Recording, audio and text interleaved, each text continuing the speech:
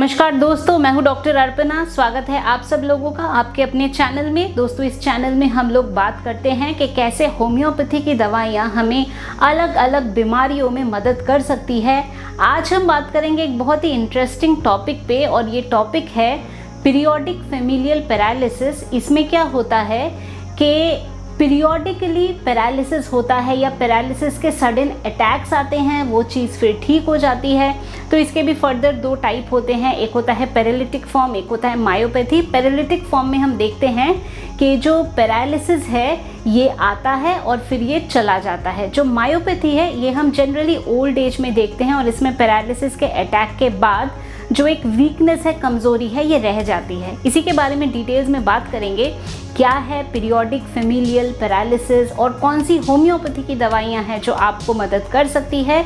दोस्तों, अगर आप लोग मेरे चैनल में नए हैं तो वीडियो को देखने से पहले अवश्य चैनल को सब्सक्राइब करके बेल बटन को प्रेस कर दें, ताकि आप कोई भी इंफॉर्मेशन होम्योपैथी के बारे में मिस नहीं करें। तो चलिए शुरू करते हैं आज का टॉपिक, पीरियोडिक फैमिलियल पैरालिसिस।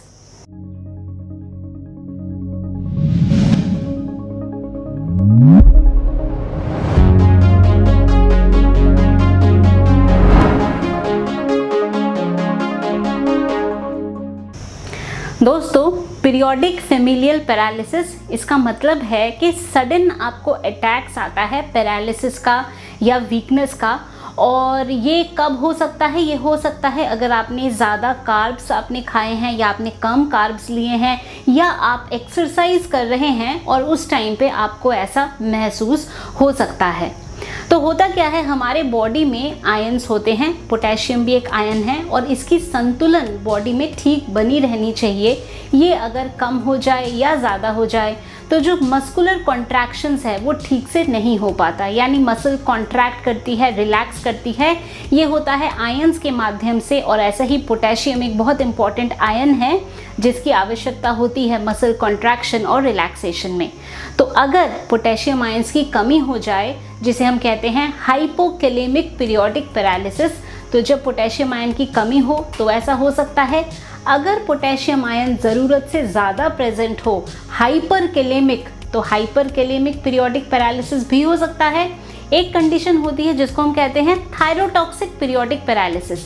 तो इसमें पोटेशियम आयन से कुछ लेना देना मुख्य रूप से नहीं है, मेनली आपका जो थायराइड ग्लैंड है वो ओवर एक्टिव हो जाता है। तो थायराइड की ओवर एक्टिविटी और पोटेशियम आयंस की कमी, तो उसकी वजह से थायरोटॉक्सिक पीरियोडिक पैरालिसिस हो सकता है। एक हमारा फोर्थ वैरायटी है जो कि एक जेनेटिक और रेयर कंडीशन है, जिसे हम कहते हैं एंडरसन 12 सिंड्रोम।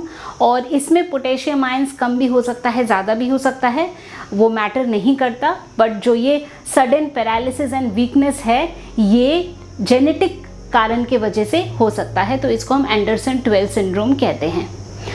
तो दोस्तों, ये जो हमारा पीरियोडिक फैमिलियल पैरालिसिस है, इसके भी दो रूप होते हैं। तो बेसिकली ये हो सकता है पैरालिटिक हो। पैरालिटिक का मतलब कि सडन अटैक्स आते हैं फिर ठीक हो जाता है।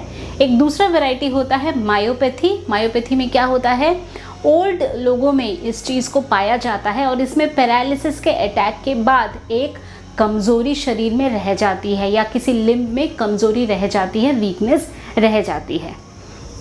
अब ये जो फैमिलियल पीरियोडिक पैरालिसिस है, इसमें या अगर ऐसी कोई कंडीशन हो रही है, या वीकनेस हो रही है, या पैरालिटिक वीकनेस हो रही है, तो ऐसे में होम्योपैथी की कौन सी दवाइयाँ हैं जो आपको मदद कर सकती है। दोस्तों, हमारी सबसे जो पहली मेडिसिन है वो है जिंकम मेटालिकम। अब जिंकम मेटालिकम में हम देखते हैं कि बॉडी में ट्रेमलिंग, ट्विचिंग, नमनेस ऐसी फीलिंग होती है, और हम देखते हैं रेस्टलेस लेग सिंड्रोम में भी इसको यूज़ कर सकते हैं। तो अगर ट्रेमलिंग हो रही है, कमज़ोरी हो रही है, इसके साथ साथ सुनपन हो रहा है, चींटियाँ चल रही है ऐसी फीलिंग हो रही है, फॉर्मिकेशन हो रही है, तो ऐसे तमाम कंडीशन में जिंकम मेटालिकम मेडिसिन को यूज़ किया जा सकता है। दोस्तों, जो हमारी नेक्स्ट मेडिसिन है वो है थूजा। अब थूजा ओसिडेंटालिस के बारे में आप लोगों ने सुना है बहुत बारी कि ये वार्ड्स के लिए एक बहुत अच्छी मेडिसिन है। दोस्तों, इसके साथ साथ जो ऐसी कंडीशन होती है इसमें भी ये बहुत अच्छा है, स्पेशली जब पेशेंट को ये फील होता है कि उसके जो पैर हैं वो ऐसे लगता है कि लकड़ी के बने हुए हैं, और जो पैर है वो बॉडी का वेट नहीं ले सकता है या वो गिर जाएगा खड़े होने से, और इसके वजह से कमज़ोरी की महसूस होती है, ट्रेमलिंग होती है, एड़ियों में कमज़ोरी की महसूस होती है, इनग्रोन टो नेल्स इसके साथ हो सकता है, नेल्स ब्रिटल होते हैं। तो ऐसे में हम थूजा ऑक्सीडेंटालिस का भी प्रयोग कर सकते हैं। दोस्तों अगली हमारी मेडिसिन है मैकफॉस।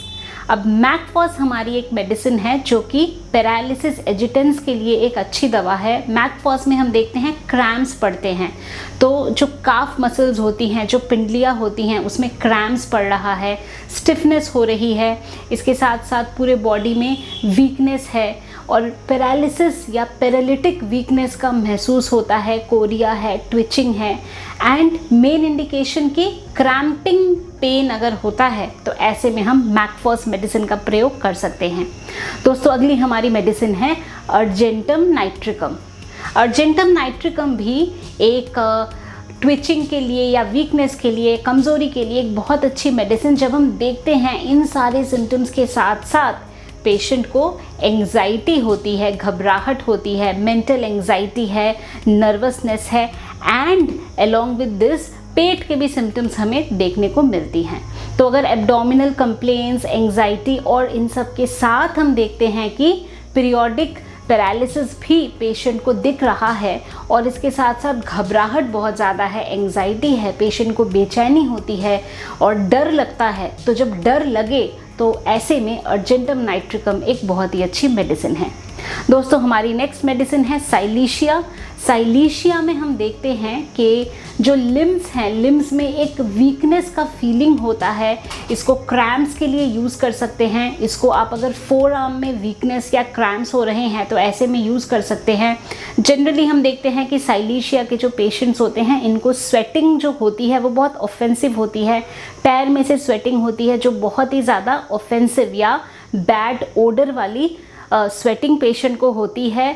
शियाटिका का भी पेन पेशेंट को महसूस होता है। हाथ पैर बिल्कुल बर्फ़ जैसे ठंडे होते हैं, तो आइसी कोल्डनेस भी पेशेंट को महसूस हो सकता है वीकनेस के साथ साथ। और पैरालिटिक वीकनेस में एक बहुत ही अच्छी मेडिसिन है हमारी साइलीशिया। तो दोस्तों ये थी हमारी कुछ मेडिसिन जो कि फेमिलियल पीरियोडिक पैरालिसिस में आपको मदद कर सकती है। इसके क्या क्या टाइप हैं ये भी मैंने आपको बताया, इसके लक्षण के बारे में बताया।